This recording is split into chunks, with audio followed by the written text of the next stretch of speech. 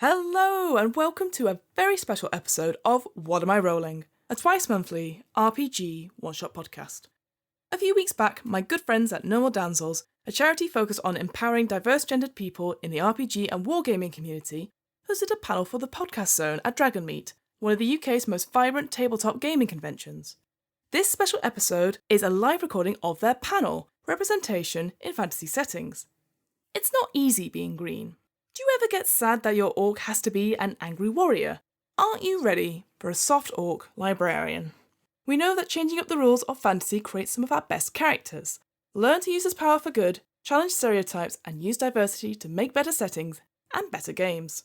This panel was hosted by No More Damsels co-founder Sarah Pipkin and features a great lineup of guests, including Kate Madison from Chaotic Neutral Games, Chris Hislop from Adventurers Wanted, Anil Gargamel from Rusty Quill, and Naomi Clark from Power Word Roll and No More Damsels.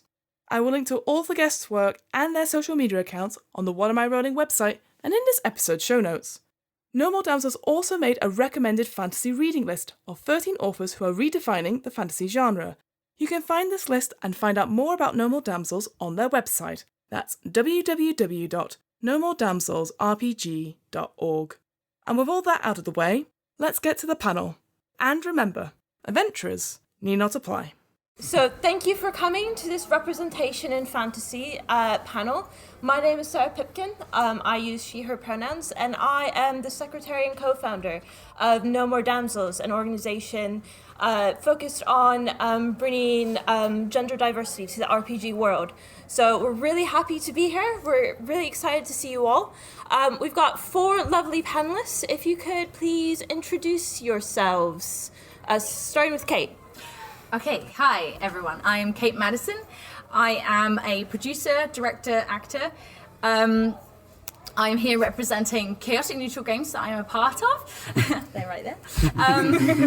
And we do a live streamed D&D game on Twitch every Friday at 8 p.m. Sorry, I'm self-promoting now. And I also made various fantasy projects, including a web series called Ren, the Girl with a Mark, which you should all go watch. Yeah. Lovely. Oh, she. No, she. That's a new one, okay. Sorry, I'm not used to using those. Hi, my name's Anil Gargamel. I use he, him pronouns.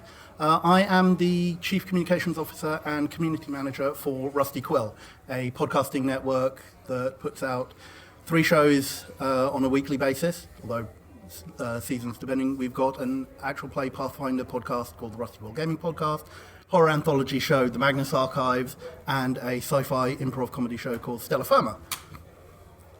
Hi, I am Naomi. I use she, her pronouns. I'm the other half of the No More Damsels experience. My job is to do all the handshaking and Sarah does all the work. The other hat that I wear is I'm on the Power Word Roll podcast, which is like an edited radio play version of a D&D actual play podcast for people who don't have 4 hours. And I'll hand over to you. I'm Chris. I use he and they pronouns. I'm the co-creative producer of Adventurers Wanted. We stream a whole bunch of stuff, but at the moment the big one is we stream Agents of the Nine Hells at twitch.tv/D&D. Hooray! Excellent. Thank you. So just a quick note about how this is going to work in terms of format. We're going to talk for about 45 minutes, just about representation, and we'll try to leave some time at the end for questions. We do have to be out of here at 6 o'clock, so it's going to be a bit fast. So for you guys, we're just going to start off with a really broad one. So why does representation matter to you? If anyone wants to start that off. It doesn't have to start with me. Okay, I'm going to start because I've got a loud voice and I'm here. I have had experiences where I've been sat at a table and someone said, "Oh, you're playing a female character, they can't own a business. Their husband can own a business." And I'm like, cool, it's vampire, I can control people with my face, and it's set in the modern day. They're like, yes, but you were born in like the 1800s. I'm like, cool, so I've had 200 years to get onto it. And so it's having these experiences that makes me think, wow, there's so many great people that I deal with on a day-to-day basis, and there's so many wonderful role players out there of like various breeds and creeds, and we just so often I feel like I hit a wall at a public game or something where I'm like, I've sat down at the wrong table. And I would like for a lot of new role players and people coming into the community to not have that this is the wrong table experience. So for me, it's kind of opening up those doors and making sure that we're bringing people in and making sure that first experience is always, wow, I want to do this again, not, I don't think I'll come back here. So it's kind of aggressively making that experience for other people is kind of why I do it. Do you want to take over? Sure. For me, representation matters in terms of the stories that people tell and the stories that can be told and the stories that we hear. Because more often than not, we get the same stories and the same tropes trotted out over and over again by the same kinds of creators. So, greater representation and greater diversity in the narrative world allows us to hear stories that we wouldn't otherwise, allows us to understand different perspectives and actually revel in the richness of those stories. And it's something new.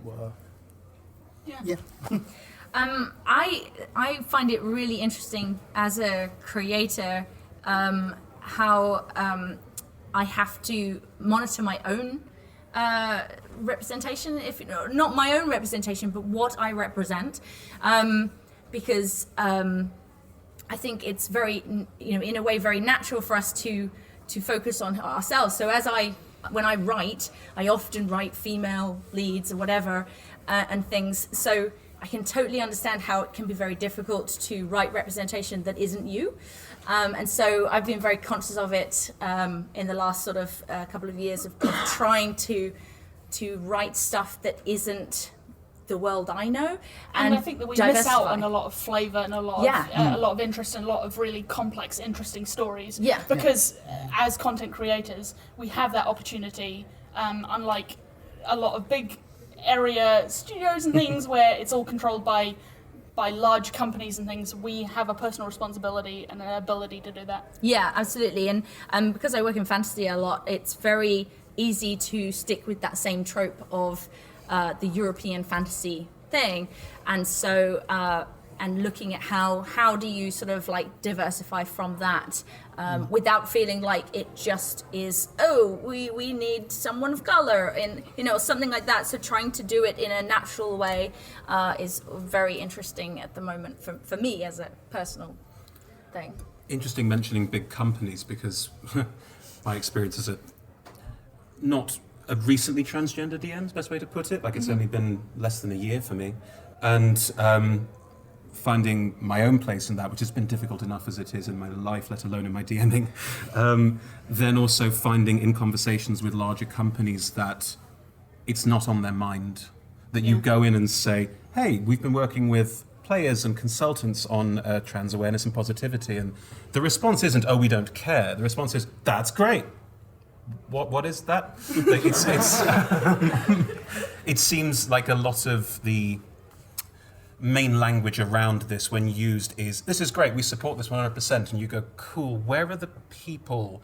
Where are the faces? Where are the stories? Where, not just the real life stories, but the fantasy stories, where do those interlock? And it feels like the industry falls behind in that mark. It's often the same faces or people who don't like to talk about where they are and who they are, which is entirely their prerogative, of course. But it does mean that you feel a little like you're by yourself or you're on your own, when I don't think that's even remotely true. And the possibility of making stories so that somebody else can say, oh, that's me. Yeah. I think is very really important powerful. as well. It is Yeah. indeed. So, because everyone on this panel is in one way or another involved with content creation, especially Kate, as you've got the podcast, you've got the stream and the web series. So how has being a minority voice in the RPG community influenced the content choices that you are making? I think for me, I think I have been particularly lucky in the sense that, and possibly because I've only got involved in like friend games, home games, and an online game that has been very inclusive to all of that. I mean, it was stated from the start when Simon brought me on board that this is what this game is, and do you have a problem with any of this, because this is going to come up. And I think so having not joined sort of public games and had those experiences at a table, I feel very lucky that I haven't had any real negative things. I mean, part of Chaotic Neutral, we currently have 3 female players and 1 male player. So we're actually more female than male in that sense. So there's no minorities there.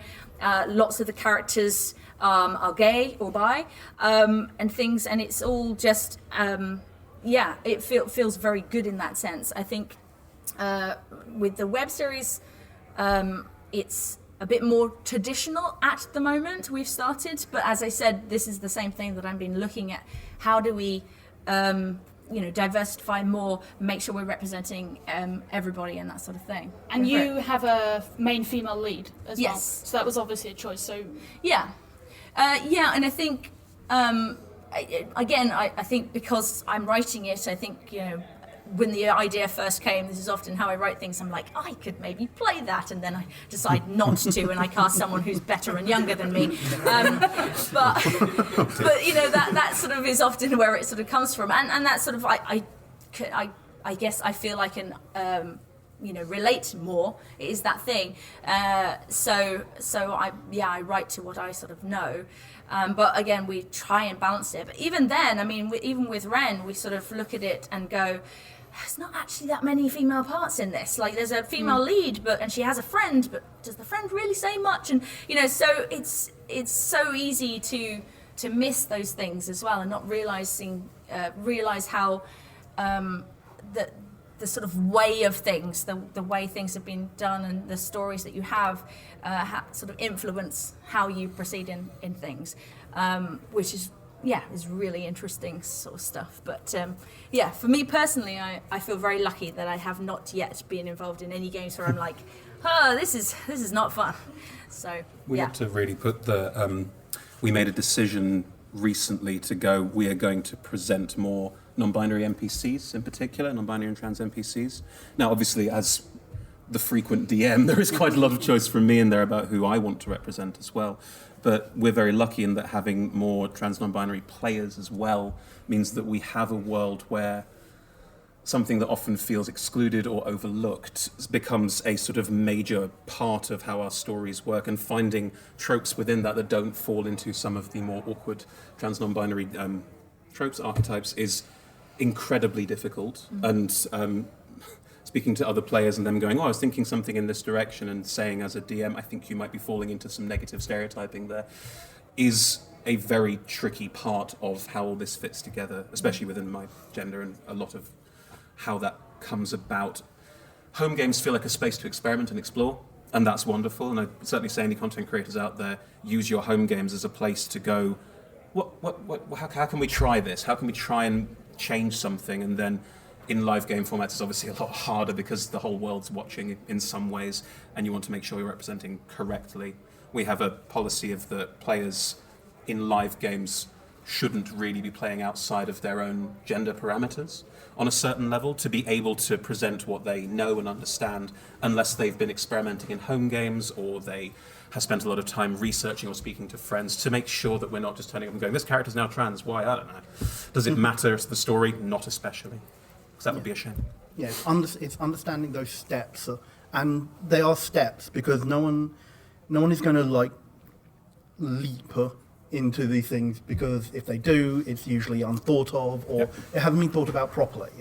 And one of the things that we hear about, that I as a community manager hear from fans, is is the thought that has gone into characters and the thought that has gone into your world building, and it's by making sure that you're taking those little steps, then we can start to build up a bigger picture, rather than saying, okay, we have to be like big corporate policy of, okay, we need to be trans aware, and we will make sure that all of our games are going to be with trans folk and trans characters, and not understand the world isn't necessarily set up to handle it, or that their systems aren't there to handle it. It's more work than just going, we're going to do it, tick. We're going to do it now, we need to research, look up, make sure we're speaking to people. Yeah, it's a big difference. We've ticked that box, right? That's done. What's the next category of person we have to deal with? For me, as a creator, I've made quite a few different characters on our podcast because we've done a little bit of series and bits of this and that. When I make a character, I'm trying to think, okay, well, what's the story I'm trying to tell, and what's a story that's maybe not being told? So I quite like playing like older characters because you don't see a lot of young characters, especially in podcasts. Like I love playing grandmothers, very fun, very fun. But also I like playing queer characters. As a young queer female, I feel like playing a young queer female who is in a loving relationship who gets the happy ending is very important to me personally.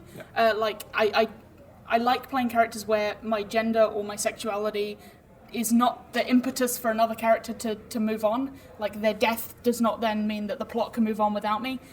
So I feel like making those like important, like really positive stories kind of feels very important to me because that's not something that I get to see very often. By making you attempt to turn negative stereotypes into positive stories and avoid things like the bury your gays trope.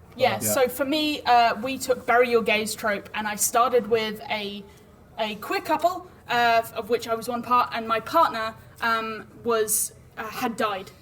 And so I was like, okay, well, I don't want to do bury your gays, so I'm going to go to the underworld and get their soul and bring them back so that we can have that happy reunion because I'm not having bury your gays in this podcast. Like, that is the thing that I've set for myself. Anil, you touched a bit on avoiding sort of just ticking off boxes. So what would you think would be the important first steps in creating more diverse worlds? There's two aspects to this. There's one, if you're coming from the perspective of the underrepresented parties, and if you're coming from that perspective, then the steps are work out the stories you want to tell, and sorry, it's a little bit difficult to try and put it. It's because there is a danger of by saying that you've got to put in the work in order to get the doors open and things like that. I want to avoid the line of, well, you are the minority and therefore you have to put in the work in order to do that, because that's definitely not the thing. But it's a case of making your point and making it loudly and making it clear and making it so that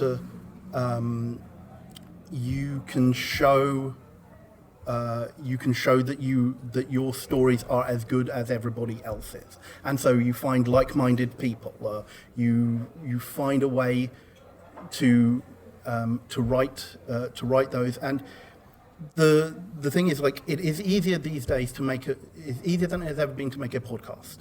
The first steps into that world are actually much simpler than they have been. Obviously, there are barriers to entry, and there are lots of barriers of entry to, depending on like socioeconomic factors and things like that. But there are ways, and probably a little bit too much to go into in detail here. But one of the things Rusty Quill wants to work on, particularly in the next year, is lowering those barriers to entry and finding ways to lift people up. And this comes back to if you have a platform, or if you are of the majority represented viewpoint or faction, you examine your biases. You examine a lot. You sit down and say, okay, most biases are unconscious. Where are mine? What am I writing, and why am I writing it? And if I am not looking to make a diverse world, is that a conscious decision or an unconscious decision? Because there are stories that can be told with conscious. If you have made that decision consciously and are looking at it in a well thought out voice, so that if somebody does push against you, you can say, okay, this is the reason why, and I have actual reasons for it. Most of the content that we see is often unconscious bias for underrepresentation, and then, I mean, that, like, so you examine your biases. You also get people in. There are lots and lots of people you can talk to who will have the viewpoints, who will have differing viewpoints, and can challenge you. Understand that being challenged is not a drawback. It is not a down point. You need to be able to see these. You need to be able to see these other viewpoints in order to properly understand and in order to properly show that you have thought about the stories that you are telling and the world that you are building. Sorry, a bit rambly there, but I was going to talk about unconscious bias is fascinating because unconscious bias is a double-edged sword. It's not just straight cis white men that are making unconscious biases. The world is full of unconscious biases, even within smaller communities and especially within underrepresented communities as well. It is super important every step of the way to try and not only open up to the idea that people are trying to come in and support, even if they are terrible at it. I know that sounds a bit counterintuitive, but players who want to learn about pronoun usage, players who want to understand about it. I've had wonderful success in home games and in live games of players going, I don't know what I'm doing. Everyone going, okay, that's fine. We'll talk it through. We'll talk through pronoun usage. We'll talk through how you can correct yourself if there are mistakes, because mistakes happen. I mean, misgendering is a particularly bad one in trans communities because it can raise all of the previous misgendering you've ever experienced. It's a particularly bad situation. It is part of this to have the ability to go, are you a decent person? Are you trying to do the right thing? How can we support you in keeping you in this place? I think that's a really big part of it. There is an assumption of unconscious bias being negative or aggressive when it might just be unconscious, and the ability to then criticize, as you say, and if the person can take criticism and then work with it, is when you see those small changes. I've got a couple of players where you've seen small changes over 6 months, and it's just lovely. Just someone going, you realise someone's been using the correct pronouns all day, and go, oh, yeah, there was no correction today, and you've worked, and you've tried, and you will get it wrong sometimes, but you've worked, and the work is the important thing. Yeah, the educational aspect of it, and understanding that it is a matter of education in the sense of we see a lot of unnuanced talk around diversity and representation, and platforms like Twitter and such are not great at showing at showing nuances, particularly when you have got very heated issues that it is easier to jump on and say and attack somebody for being, as you say, for these unconscious biases where where it is unconscious and not just I am being willfully unpleasant. I'm willfully unpleasant. I'm being willfully bigoted and willfully erasive. There is a space between I just don't know and I am setting out to hurt somebody. And we have to understand that in that space is where the education lies and where people can change. Me. So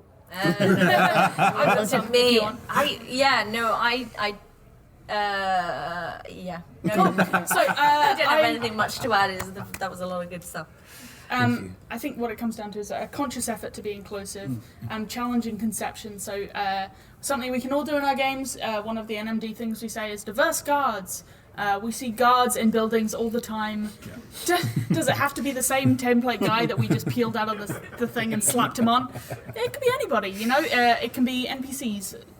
Just remembering to add a little bit of flavour, a little bit of addition. You're going to get it wrong sometimes, but if you keep doing it, you'll get better habits. And then the other thing is making sure that we're reading diverse source materials. Yes. There is not just like Lord of the Rings. Like, there's a lot of dudes in that book.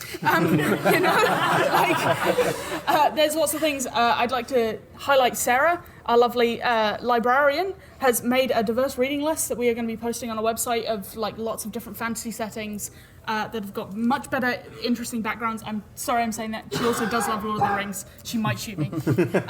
Maybe. So yeah. A little bit. A little bit. Just a little bit. So yeah. Yeah, and understanding that you don't necessarily have to do a lot of work in order to go and find those source materials. But most cultures have produced the same materials throughout their literary history.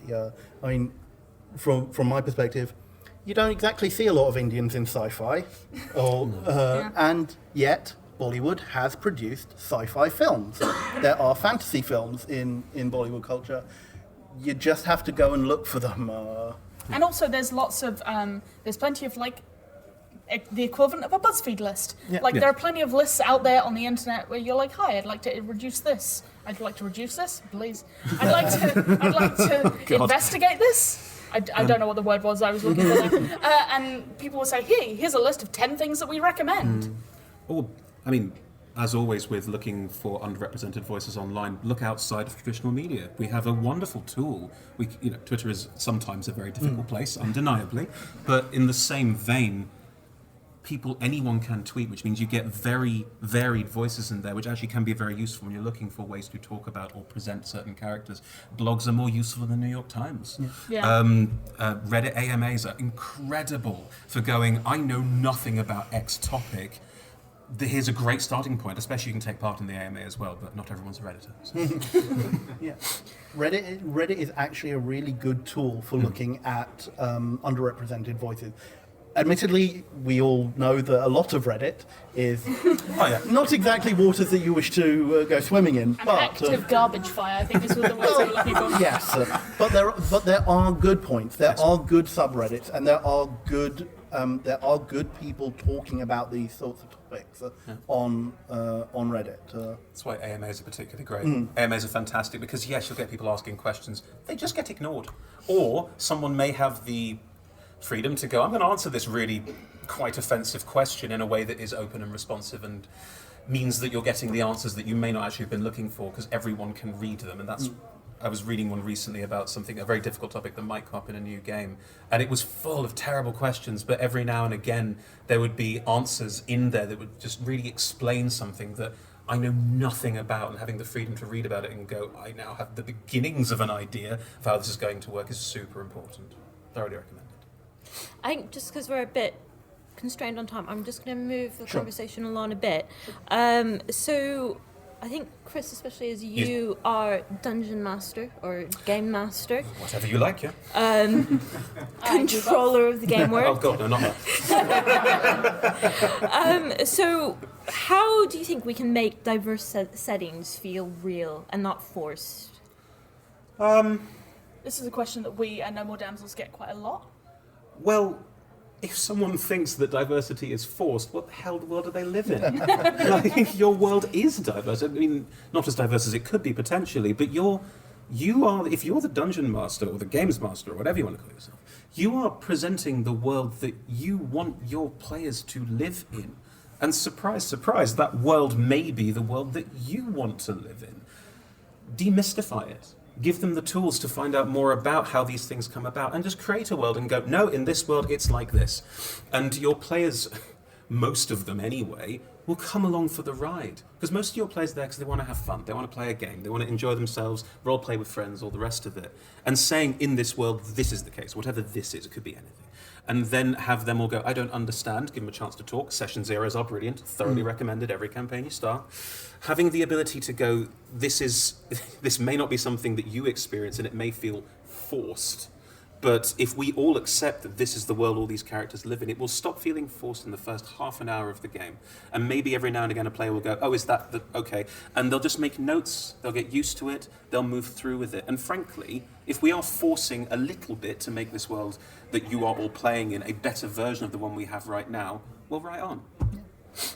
As a slight counterpoint to that, unless you and your players are coming from a very insular background, if you are not making your world diverse, you are actually putting more effort into to undiversifying your world than the real world is, and that just seems counterintuitive to me. Yeah. We were quite heavy on Lord of the Rings earlier, and that's perfectly fair. But there are books Sorry. No, it's totally fair. No, I'm talking to Sarah. Sorry. I have come to terms with it. There are books out there for a Lord of the Rings RPG that detail how you can make the world different and more varied and more diverse. It's not like paragraphs, but there'll be an aside somewhere, and you as a DM can go, circle, we're doing that, that's the thing we're doing. Like, you can find ways of doing that in any game system. Yes, the original book is very, very white and very, very male, undeniably, but you can move away from the source material. Nothing locks you into that mentality more. The first series of Star Trek, female captains didn't exist. By the second, there were female admirals. Different writers brought different things to the table, and you as a DM, you as a creator of any kind, are doing the same thing. I think, as players, we want to have fun. We want to create worlds that are positive and enjoyable and fun for our players to be in, even if they're grimdark or difficult or complex. But as content creators, I think we also have a responsibility to make sure that we're putting our viewpoint out and make sure that we're actively doing the work. So I think part of that is we get better at it as we keep doing it, and we get better at it as we take in that knowledge. So I think part of it is junk in, junk out. If all you are consuming is CBS white Fox. people having incest, you are going to just produce some garbage. Don't know what you're watching. Everyone's looking at me like Game of Thrones. Oh, right. Yeah, true. It's okay, it's just the biggest fancy, expensive thing that happened in the last 10 years, it's fine. I wasn't watching it for that. But fair. Yeah. I didn't watch it. But just encouraging us to make access for other people to have the platform, keep doing it, keep practicing, and keep talking, keep educating, I think is kind of where we're at. Yeah, I think, the best way to make it feel real and not forced is to just put it in there, but not be like, ding, ding, ding, ding, ding, ding, look, this person's gay, or this person's... It's just this is a person, and this is who they are, but it's kind of just part of the world. I think it feels forced if people, if you make too much of a big deal about it. And so the more you can encourage people just to free that up, whether you're a DM creating a world and putting those characters in, or letting your characters become to be diverse or whatever. It's just about just make it normal, essentially. Normalizing. And then you're not so it's not feeling forced. If people feel like everyone has to suddenly play a different race to themselves or a different genre, whatever, then it can feel forced and people can be awkward about it. But just the more you sort of drip feed those things in, or sort of start to introduce characters or something like that, then hopefully it wouldn't feel forced. And making three-dimensional characters rather than paper versions. I'm just going to add on, as the self-proclaimed Lord of the Rings fan, the important thing to remember about Lord of the Rings is that it's published 70 years ago. It's quite... And as we know, women were not invented then. It's not just that, but the genre of fantasy has moved on in the past 70 years. There's a lot of women, there's a lot of people of color writing fantasy books, writing science fiction books. If we are letting our games begin and end with Lord of the Rings, then we're not actually really engaging with everything that the fantasy and science fiction genre has to offer. Lord of the Rings is great. It also completely ruined the fantasy genre because it's the same. Exactly. Modernization. And the book list that I have created has a lot of really great people who have moved beyond that, and we need to actively push ourselves to move beyond Lord of the Rings or Game of Thrones or the stories of great white men striding forth to save damsels. This is so much more than that. Yeah, remember, we look back and we realise that science fiction and fantasy was created by women. The genre started with a woman. It didn't start off as a white man's story. Exactly. And she was goth as hell. Yeah, exactly. Quick thought on this while we're here, because I reckon some people in this room are also content creators, and that's fantastic, and the more the merrier. As I say, podcasts are now multifarious, and there's loads, and the more Twitch streams and podcasts there are, the better. There's a really important point there on representation, which is if we aren't the people to do this, no one else will have the ability to do this. I don't know how to do this without sounding immodest. I'm openly trans. We stream on the D&D channel. I think I'm the only one. And when we talk about that, I do get feedback and fans going, finally someone who's like me, finally someone who can talk about these things. And that doesn't... The idea of that being a pedestal is ludicrous. It's the idea of going, no, it's just representative. Here's a person. Oh, it feels like you. Good. Now if you feel like doing it too, do it as well. The thing that makes me really sad more than anything else is that there's an awareness, especially within streaming, that there are people who are similar to myself who aren't open about it because they're worried about what people will think, and they're worried about their audience, and they're worried about who will go in there. If that's a personal choice, that's a personal choice. That's exactly the way safeguarding mechanisms work in your life, and very, very important.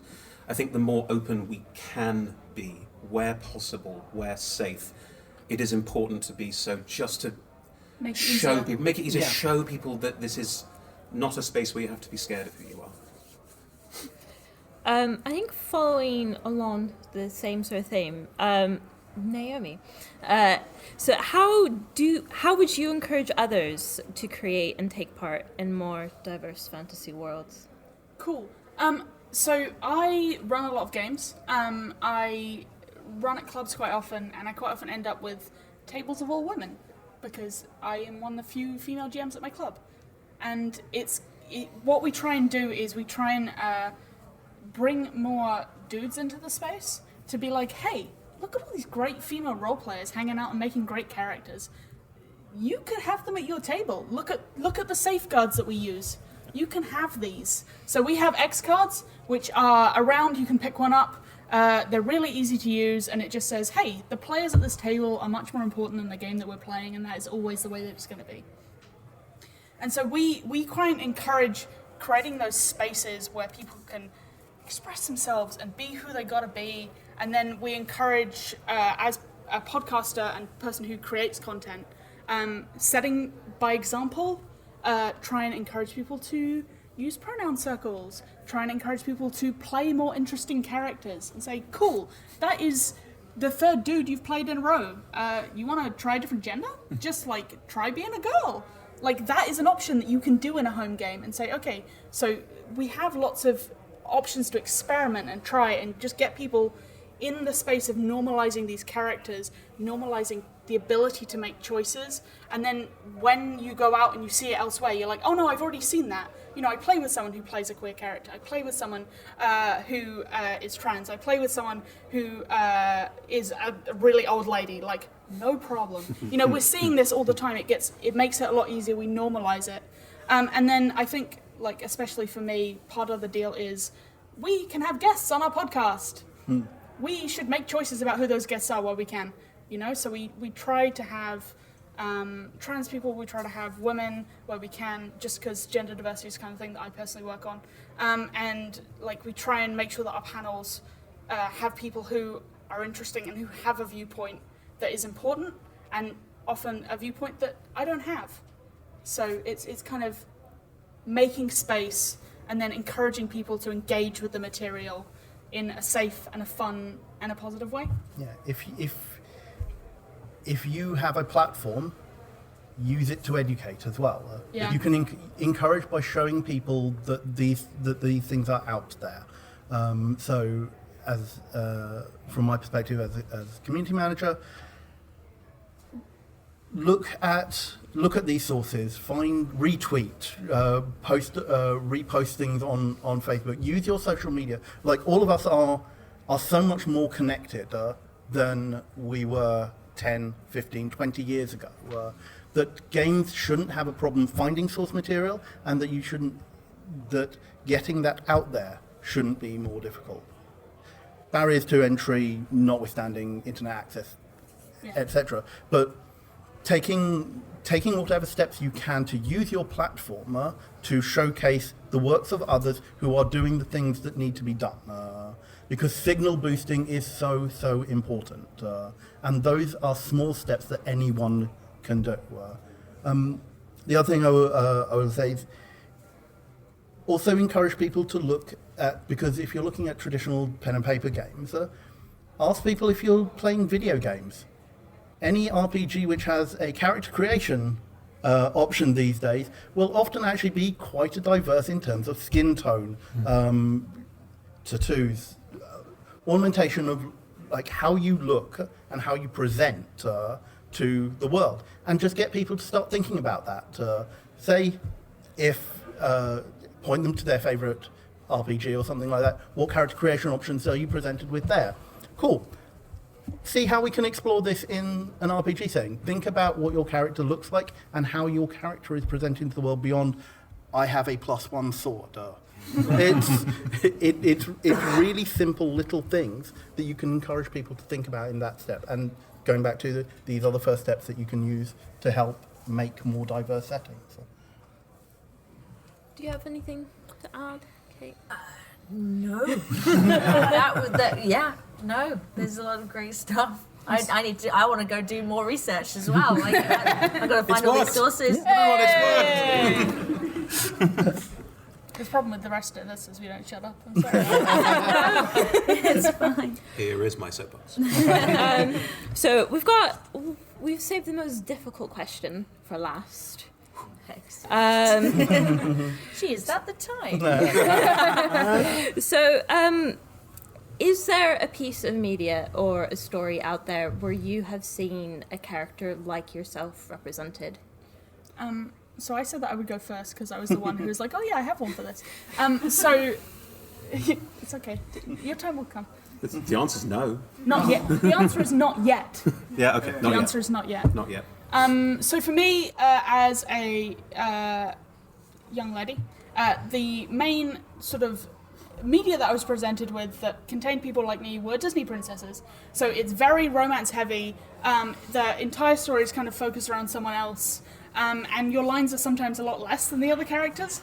So the first thing that really struck me was the film Matilda, which I watched till the tape ran out. When there were tapes. Which is that she was a girl, she was smart, and she was kind. And she didn't have to pick two. So quite often in media I get to see, and the Disney Channel still does it a lot now, is if you are female and smart, you cannot be kind. You know, you can only be mean or uncharacteristic, or if you're female and kind, you can't be smart. And so for me, as a precocious young child with a big mouth, seeing someone who was able to go out and, in a story that's actually really filled with female characters. So there's Miss Honey, who is kind and smart and also a woman. And then there's the Trunchbull, who is not kind, but also smart and a woman. But all of these people, the characters in the story, they have motivations. They are three-dimensional. Even her mother, who's not a positive character, is three-dimensional, and she has dreams that are unrelated to a man's story, essentially. And so I think for me, that was really the first time that I was like, oh, you know, there is a character who is like me, but has their own shit going on. Yeah. Though obviously I couldn't say that because I was like 6. So. As South Asian, ace, and gay, no. The same answer is not yet. But steps. Like, I remember watching EastEnders when the first gay kiss on national television was shown, and that having a profound effect on teenage me. But similarly, it's actually, if we're looking at first piece of media that I could point to and say, oh look, there is a brown-skinned person represented here. The Josh Kirby covers for the Discworld series, because if you haven't looked at them, they are remarkably representative and remarkably diverse in the way they show the populations of Ankh-Morpork and the Disc as a whole. There are various issues with the storytelling in Discworld and such, but one of the things that Terry Pratchett didn't stint on was allowing Ankh-Morpork to be a very diverse city and showcasing different cultures. And I think, looking at a lot of those covers when I was a teenager was, okay, I can see this. I mean, again, this wasn't a conscious thing. It's like, I can see myself. But it was like recognizing it and saying, okay, this is something that I might like because I can see people. What I find interesting about this, because I'm still trying to think of a story or whatever that I've found, and maybe this is because there isn't that much, or when I was younger, I've often found myself relating to male characters a lot. So, or sort of, like, I'm a big fan of Robin Hood and, and all these sort of things, and I love movies like Indiana Jones and Back to the Future and stuff. So I find myself sort of relating to those characters, even though they are male characters. What I find really interesting, again, kind of trying to come from writing and various things and creating, is that you change those characters into female characters, and it changes the way you see those characters a lot. And I think the big thing that is difficult at the moment, just talking about gender, is how do you, like, as soon as you change someone's gender, the actions that they take are interpreted differently. And how to break that barrier is really difficult, because I find it myself. I'm like, but as soon as, okay, but if that happened, like, suddenly they're a damsel in distress when, but if it was a male character, like, that just shows vulnerability. And so, like, it's really interesting, sort of those sort of things. And as I get older, now it's more about, like, going, all these characters are really young. like I still feel like such a baby. And so, but as you get older, it just becomes about families and motherhood and whatever. And I'm not married and don't have kids. And so I'm like, where do I stand? Because, like, I'm not that young teenage, person. So who's representing sort of me? That sort of, like, adult child. I'm wondering, because a lot of tropes will then start forcing you: are you maiden, mother, or crone? And that's a really horrible trope. Absolutely. To be forced down. I really like Noelle Stevenson, who makes Nimona and She-Ra. Her rule is, this character's a man. What if they were a buff lady instead? Because it should have no bearing on the character's actions. And it doesn't in the writing. And also buff ladies. It's funny with it's very hard to say with representation in this aspect. Like, as a recently transgender father in the age of 30, no, of course not. But I mean, I don't think up until recently I would have been able to say that's what I was. Up until recently, I wouldn't have had the freedom to go, that's who I am. So finding those characters happens, I think, next. And as the world changes, our fictional representations of the world change. And it is undeniable that over time, fantasy and sci-fi has queer-coded more as time has gone on, specifically to go, there are gay people, and the early sci-fi fantasy isn't very good at this. And well, apart from queer-coding villains. And also queer-coding villains. Jafar, please. But there is I personally feel anyway, that this is the kind of thing that, no, I don't feel represented in anything I've read yet. You're right, yet is the big word. There are small pockets here and there where I can go, like that. Yeah, you can see aspects. But it is a continually changing process as people's opinions and depictions of themselves change. As you said, as you get older, seeing yourself change through those things changes what you want to see from your media. Like, we were talking about this earlier because, yes, we were given the questions in advance. And what's a representative? I couldn't think of one. And the thing that jumped to my mind was Wonder Woman, the new movie. It's like 4 years old, right?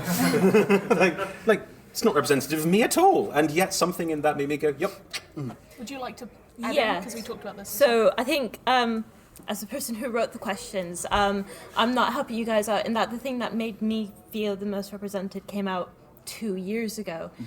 I grew up watching James Bond films. I grew up with that male character who can come in, save the day, is so hardcore, and never saw a woman in that role.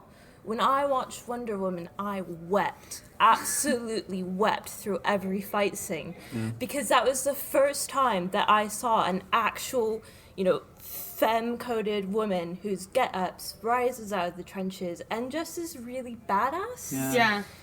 My mate and I were in France watching this bizarrely, and we both started crying at the first scene, and we didn't know why. And we got to about halfway through, and I realised it was because they were showing a young girl watching women train to be badass and being part of that and going, I understand the preview stuff I saw of people on Twitter going, this is the film for my child, and going, yep, I totally understand that. I totally feel that. I was just going to say, the biggest problem with that film I have is that the Amazons do not, I just want them to stay on that island and see all of those kick-ass women, because it's like, no, don't move away, this is the best bit. Like, I don't need to see all the other stuff and Nazis and whatever else, just to stay on this kick-ass island. After the half hour, the beginning half hour, 45 minutes, it just nosedives really quickly. But to see, I would happily watch a movie all about that. I think that place. it has a place as well, not just as a piece of media, but as like an experience for the people who are in it. So obviously, all those Amazons are like CrossFitters and like athletes and acrobats. I think some were just models though, who then also had to train up for months to be and buff. months and months. And they all just hung out and like trained to be buff with a load of other women. And they were like, I've never experienced this before. Usually it's just me, and then people tell me what to eat. And I just got to like hang out and like hit stuff with other women, and it was amazing. And I feel like I would really like that to be an experience that I get to have. Hit stuff with other women. I've got a way to go. I'm going to end it in there as we're running out of time. We've got a couple of minutes if anyone has any questions. So many questions.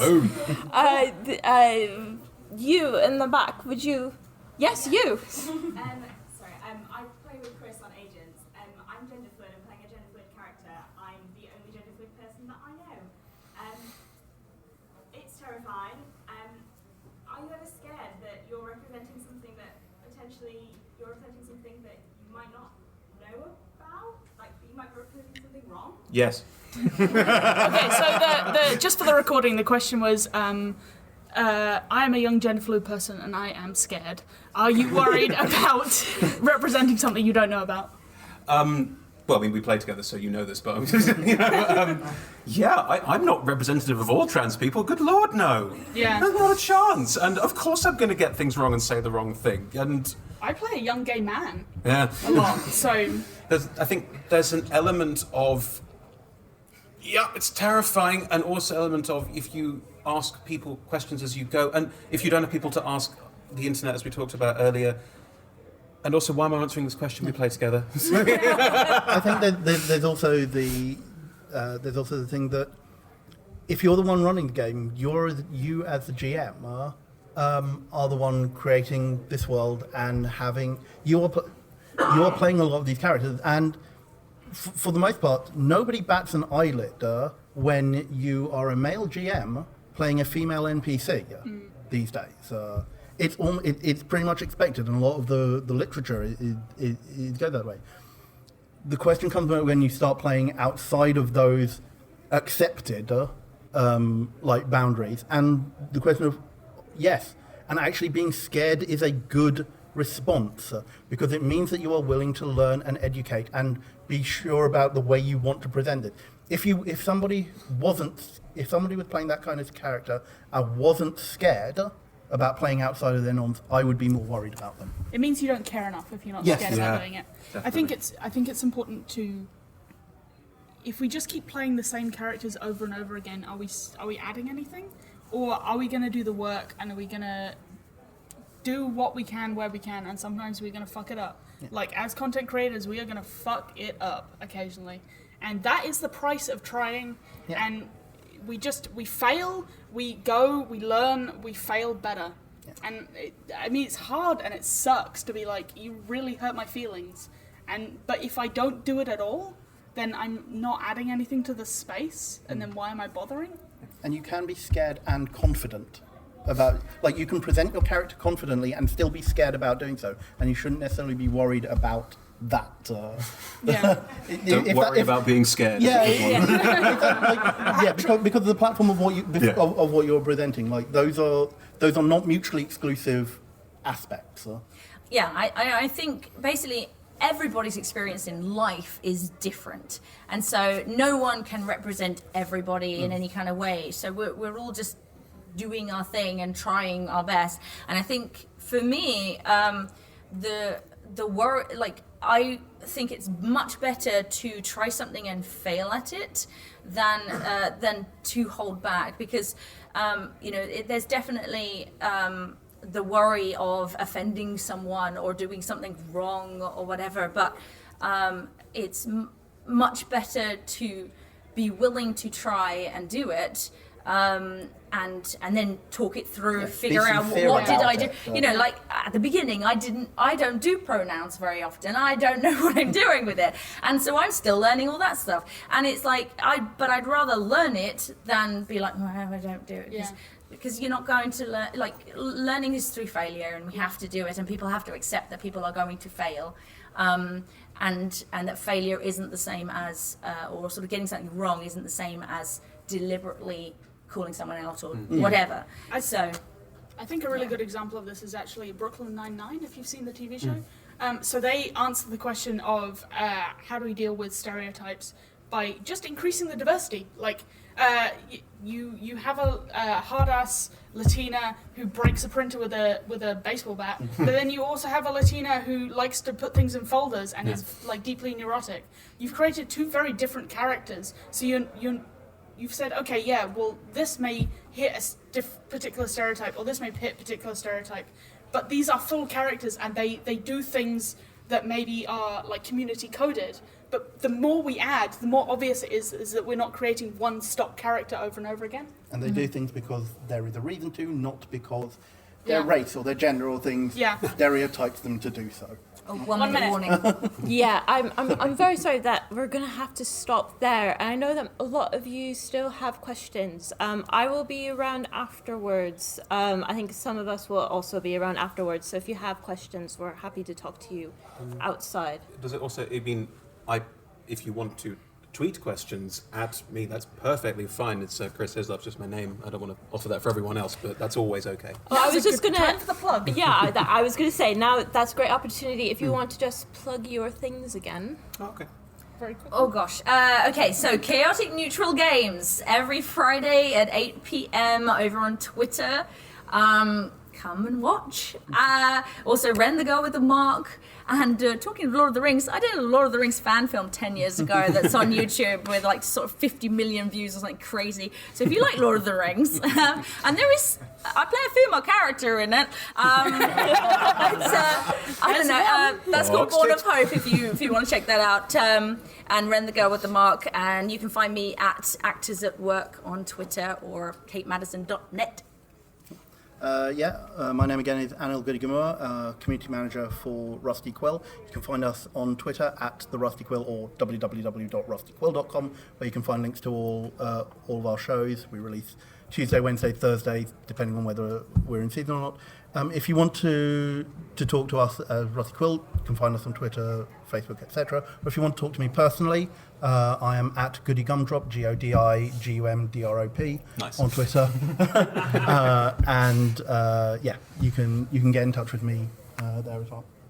Okay, I wear two hats, so I'm in No More Damsels, which is at NMD London, where you can talk to us. We have a website, nomordamselsrpg.org, where we have table tools, we have codes of conduct for your events, we have resources, and we have like the Book reading. list. If I didn't say book list, I was getting shot. The book list that Sarah has spent many breathtaking hours putting together. I also wear another hat, which is my Power Word Roll hat. So we are a podcast. You can find us at Linktree, so linktr.ee/Power Word Roll. We're on all the platforms. We release every Tuesday, and it's a 30-minute sort of condensed version of D&D. Adventurers Wanted. Adventurerswanted.co.uk, Adventurers250 on Twitter, because our first live game was 250 hours long. We were at that. Yeah, Edinburgh Fringe, yeah. 4 years ago, yeah. You can find us at Adventurers Wanted everywhere else. We're on twitch.tv/Adventurers Wanted for all of our shows, and Mondays 6 to 9 p.m. is streamed at twitch.tv/D&D. Thank you very much. Thank you very much, guys. Thank you.